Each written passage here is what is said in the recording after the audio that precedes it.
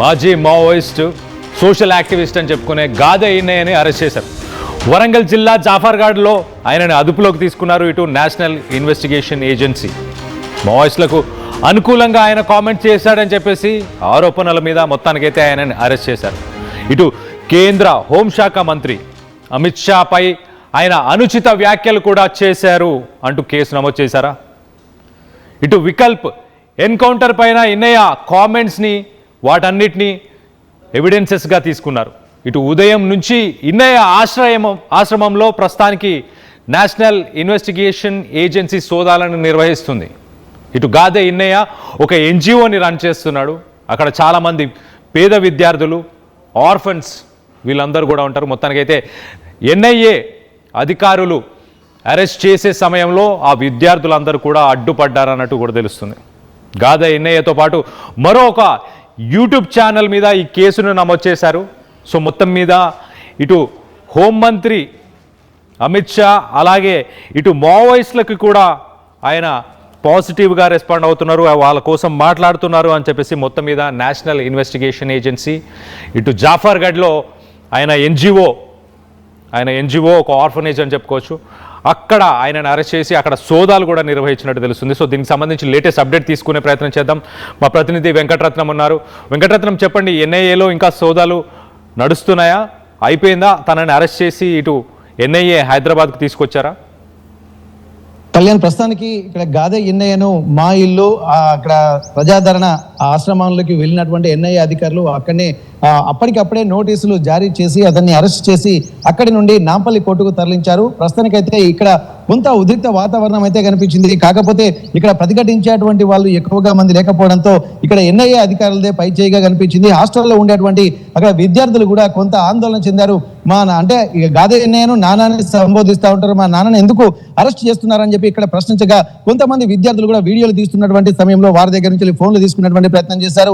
అలాగే గాదె ఈన్నయ్య దగ్గర ఉన్నటువంటి 2 ఫోన్లు, అంటే ప్రస్తుతానికి ఎట్లాంటి ఎవిడెన్స్ లేకుండా ఫోన్లు తీసుకొని దాంట్లో ఉన్నటువంటి సిమ్లను కూడా వాళ్ళు బ్లాక్ చేసినట్టుగా మనకు తెలుస్తుంది. అయితే ప్రస్తుతానికైతే ఇక్కడ గాదె ఈన్నయ్య జనగామ జిల్లా జఫర్ఘడ్ మండలంలో ఉన్నటువంటి అతని ఆశ్రమానికి సంబంధించినటువంటి విషయాలపై కూడా అక్కడికి వెళ్ళి పూర్తిగా కొంత సోదాలు కూడా నిర్వహించారు. ఏమైనా సాహిత్యం దొరుకుతుందా అన్నటువంటి విషయంలో కూడా ఆలోచించారు. అయితే దీని అరెస్ట్ పూర్తి కారణాన్ని కూడా ఇక్కడ మనం గమనించాల్సింది.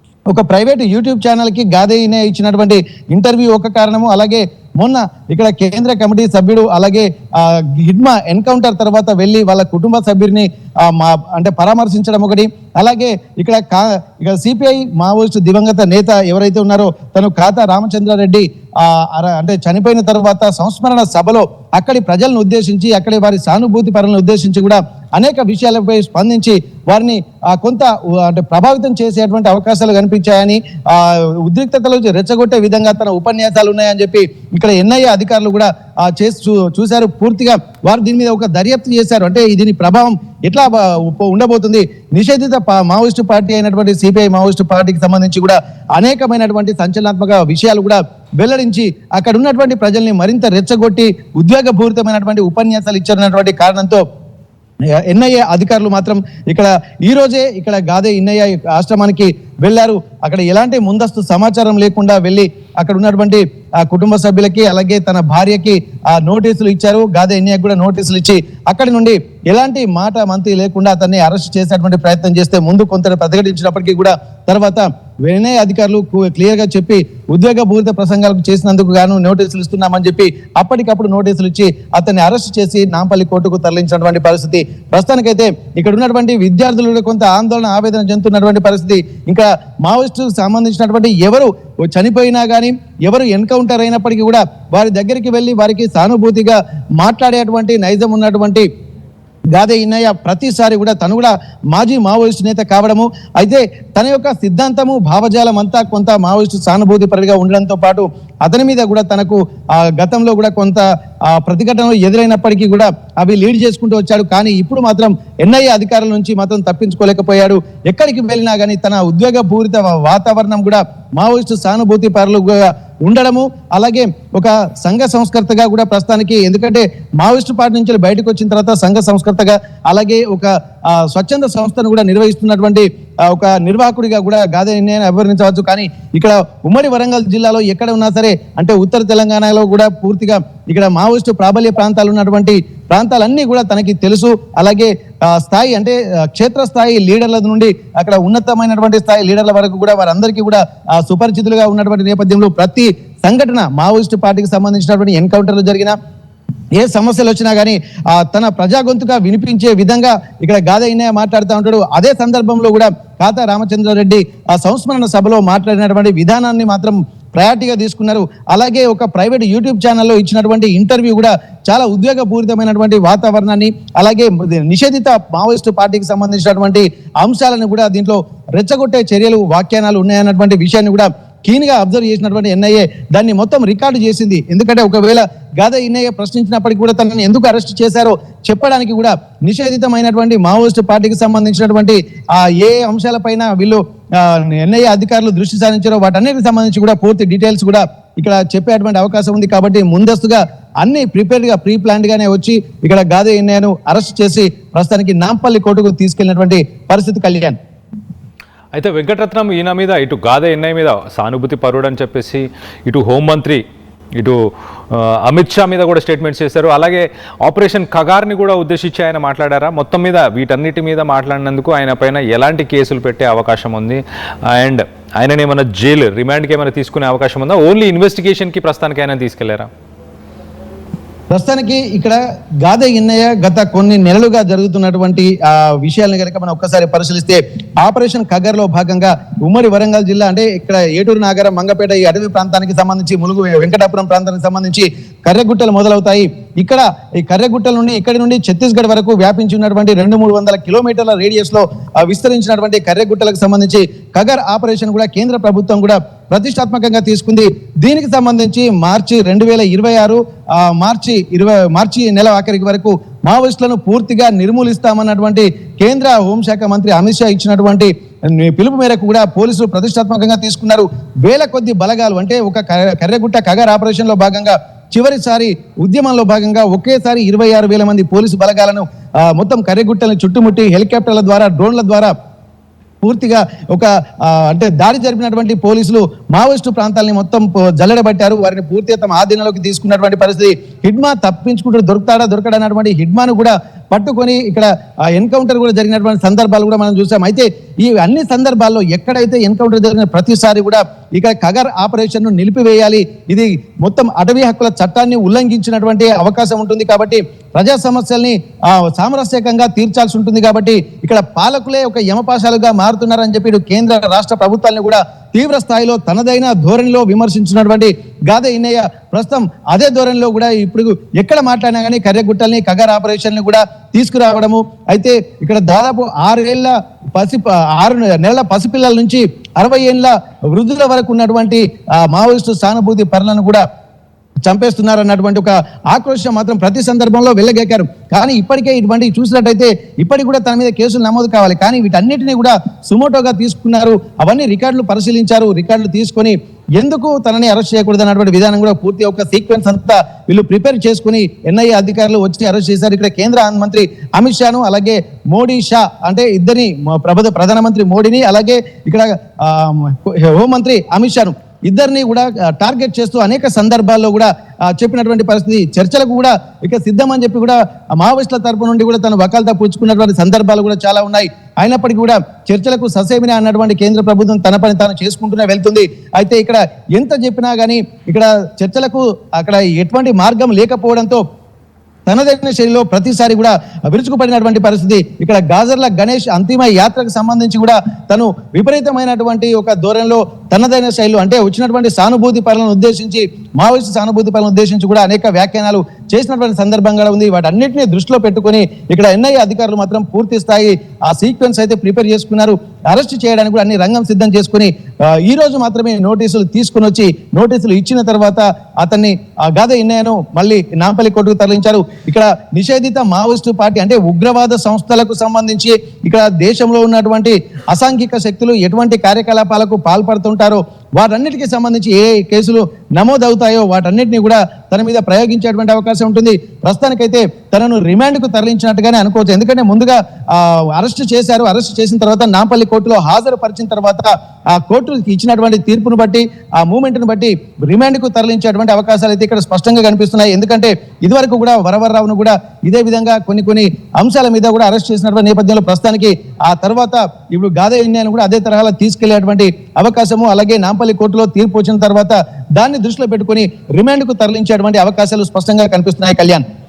Right Venkataratnam, thanks for the latest update. మొత్తం మీద ఇటు మావోయిస్టులకు సంబంధించిన సిపిఐఎం మావోయిస్ట్ పార్టీకి సంబంధించి ఆయన మాట్లాడడం, అలాగే దాంతోపాటు కేంద్ర హోంమంత్రి అమిత్ షాపై కూడా కొన్ని కామెంట్స్ చేశాడని చెప్పేసి మొత్తానికైతే నేషనల్ ఇన్వెస్టిగేటివ్ ఏజెన్సీ ఆయన అరెస్ట్కి సంబంధించిన ఒక ఎఫ్ఐఆర్ కాపీని కూడా మనకి షేర్ చేశారు. మనం చూడొచ్చు, memorandum of communication of grounds of arrest అన్ని కూడా చాలా క్లియర్గా మెన్షన్ చేస్తున్నారు. He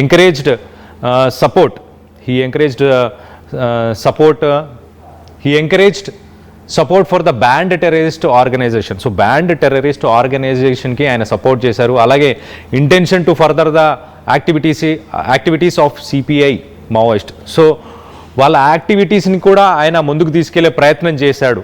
సో వర్బల్గా చేశాడు, అలాగే సపోర్ట్ చేస్తున్నాడు, అలాగే ఇటు కేంద్ర మంత్రి మీద కూడా కామెంట్స్ చేస్తున్నాడు. సో మొత్తం మీద ఈ సిరీస్ ఆఫ్ ఈవెంట్స్ అన్నిటిని కూడా వీళ్ళు గమనిస్తూ దానికి సంబంధించిన ఇన్ఫర్మేషను, దానికి సంబంధించిన ఎవిడెన్సెస్ అన్ని కూడా నేషనల్ ఇన్వెస్టిగేషన్ ఏజెన్సీ ఇవన్నీ కలెక్ట్ చేసుకొని పెట్టుకొని మొత్తానికైతే మరి ఒక్కసారి ఆయనని డైరెక్ట్గా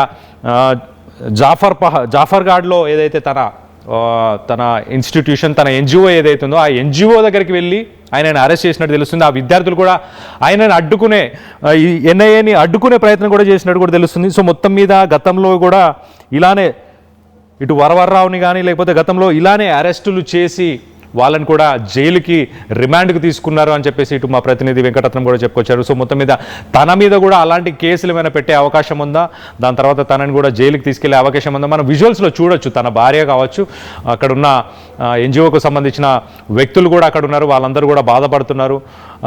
ఆయన తన చెయ్యిని కూడా ఒక ఇన్సిడెంట్లో ఇలానే కోల్పోయాడు. దాని తర్వాత తను పెద్దగా యాక్టివ్గా అయితే ఇటు మావోయిస్ట్కి సంబంధించిన పార్టీలో యాక్టివ్గా లేడు. దాని నుంచి బయటకు వచ్చి ఒక సోషల్ యాక్టివిస్ట్గానే ముందుకెళ్లే ప్రయత్నం చేశాడు. ఒక ఎన్జిఓని పెట్టి ఎన్జిఓని కూడా రన్ చేయడం, ఇవన్నీ కూడా చేస్తూ వచ్చాడు. కానీ కొన్ని కామెంట్స్ అయితే చేస్తూ వచ్చారు అని చెప్పేసి ఇటు ఎన్ఐఏ అయితే చెప్పుకొస్తుంది. ఇటు కొంతమంది ఇటు విప్లవ్కి సంబంధించిన ఇష్యూ మీద కానీ మిగతా ఎన్కౌంటర్స్ విషయంలో కానీ తను వాటి మీద కూడా మాట్లాడారు. అప్పుడు చేసిన స్టేట్మెంట్స్ అభ్యంతరకరం, అవి ఖచ్చితంగా వాటిని మేము ఇన్వెస్టిగేట్ చేస్తామని ఇటు నేషనల్ ఇన్వెస్టిగేషన్ ఏజెన్సీ ఒక డెసిషన్ తీసుకుందంటే అర్థం చేసుకోవచ్చు. సో టెర్రరిస్ట్ గ్రూప్గానే కన్సిడర్ చేస్తారు నక్సల్స్ని. సో నక్సల్స్కి సంబంధించిన వాళ్ళని ప్రమోట్ చేసిన, వాళ్ళ గురించి సపోర్ట్ చేసిన ఇటు గాదే ఇన్నయ్యన్ కూడా ఒక నేషనల్ థ్రెట్గానే భావిస్తారు.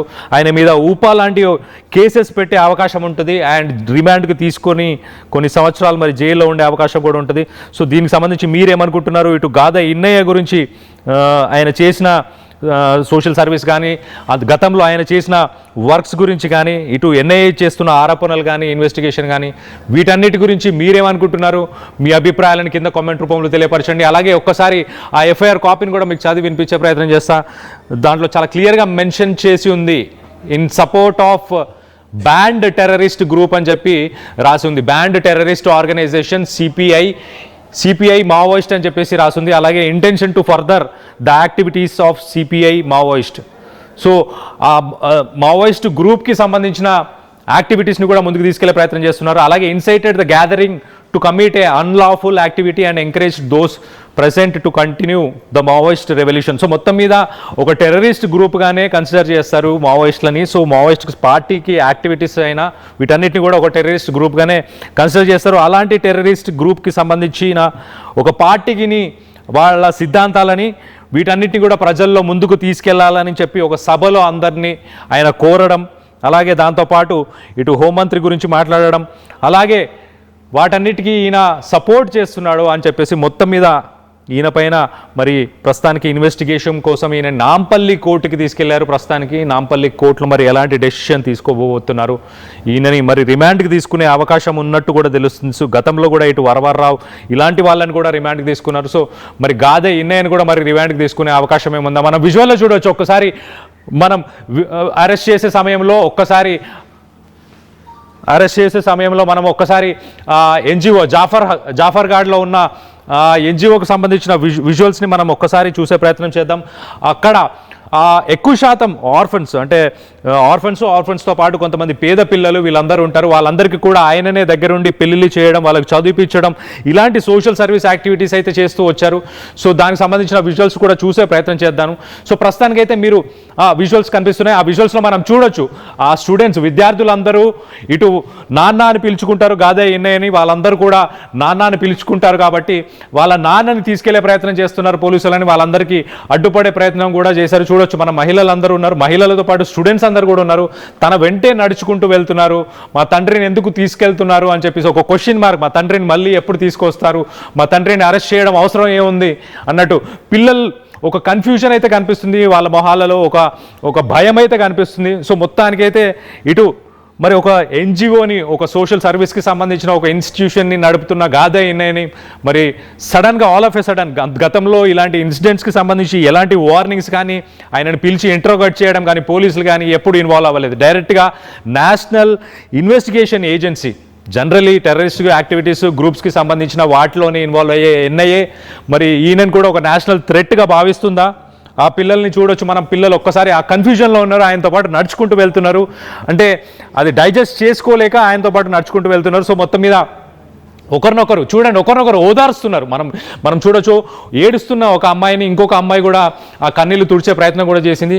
మనం చూడొచ్చు విజువల్స్లో చూడండి. కొంతమంది రికార్డ్ చేసే ప్రయత్నం చేస్తున్నారు. రైట్ సైడ్లో ఫోన్ పట్టుకొని ఒక అమ్మాయి ఇట్లా వచ్చి రికార్డ్ చేసే ప్రయత్నం చేస్తుంది. మళ్ళీ ఇంకొక విజువల్లో మనం చూడండి ఇక్కడ ఇప్పుడు ఒక అమ్మాయి ఎదురుగా వచ్చి తన కళ్ళీళ్ళు తుడిచే ప్రయత్నం కూడా చేసింది. సో మొత్తం మీద ఇటు ఇంటెన్స్ సిట్యువేషన్ అనుకోవచ్చు. ఒక్కసారి ఆ ఎన్జిఓ ఆ ఇన్స్టిట్యూషన్లో ఒక్కసారిగా వాతావరణం అయితే మారిపోయింది చాలా క్లియర్గా. ఆ పిల్లలందరూ ఒక కన్ఫ్యూజన్లో ఉండిపోయారు. వాళ్ళ భవిష్యత్తు కావచ్చు, ఈయన వాళ్ళందరికీ చదువులు చెప్పించి వాళ్ళందరికీ దగ్గరుండి ఆయననే పెళ్ళిళ్ళు చేసేవాడు. సో మరి ఇప్పుడు ఆ బాధ్యతలు నిర్వహించే వాళ్ళు ఎవరైనా ఉన్నారా ఏంటి అనేది చూడాలి. సో మొత్తం మీద ఇటు ఒక నేషనల్ థ్రెట్గానే ఒక మాజీ రాజీపడ్డ ఒక మావోయిస్ట్ అని చెప్పొచ్చు. సో ఆయనని ఒక నేషనల్ థ్రెట్గానే ఇటు నేషనల్ ఇన్వెస్టిగేషన్ ఏజెన్సీ పరిగణించవచ్చా? ఆయన ఒక సభాముఖంగా విప్లవ భావాలను, అలాగే సిపిఐ మావోయిస్ట్కి సంబంధించిన ఒక పార్టీకి సంబంధించిన వాటి గురించి ఆయన సపోర్ట్ చేశారు. వాటన్నిటి గురించి కూడా మాట్లాడారు. ఆపరేషన్ కగార్ని కూడా నిలిపివేయాలి, ఇది సరైనది కాదు, చర్చించి ఈ సమస్యని పరిష్కరించుకోవాలన్న ఉద్దేశంలో ఆయన మాట్లాడిన మాటల్ని వాటన్నిటిని కూడా పరిగణించారు. మొత్తానికైతే వాటన్నిటిని ఒక సిరీస్ ఆఫ్ ఈవెంట్స్, ఒక యూట్యూబ్ ఛానల్లో ఆయన ఇచ్చిన ఇంటర్వ్యూ, ఒక యూట్యూబ్ ఛానల్లో ఆయన మాట్లాడిన మాటల్ని వాటన్నిటిని కూడా రికార్డ్ చేశారు. వాటన్నిటిని కూడా ఆ యూట్యూబ్ ఛానల్ మీద కూడా ఒక కేసు అయినట్టు కూడా తెలుస్తుంది. సో మొత్తం మీద ఇటు గాదే ఇన్నయ్యని మరి ప్రస్తుతానికి నాంపల్లిలో ఉన్న కోర్టులో ఆయన హాజరుపరిచి దాని తర్వాత మరి ఆయనని రిమాండ్కు తీసుకునే అవకాశం ఉందా? దీనిపై మీరేమనుకుంటున్నారు? మీ అభిప్రాయాలు ఏంటనేది కింద కామెంట్ రూపంలో తెలియపరచండి.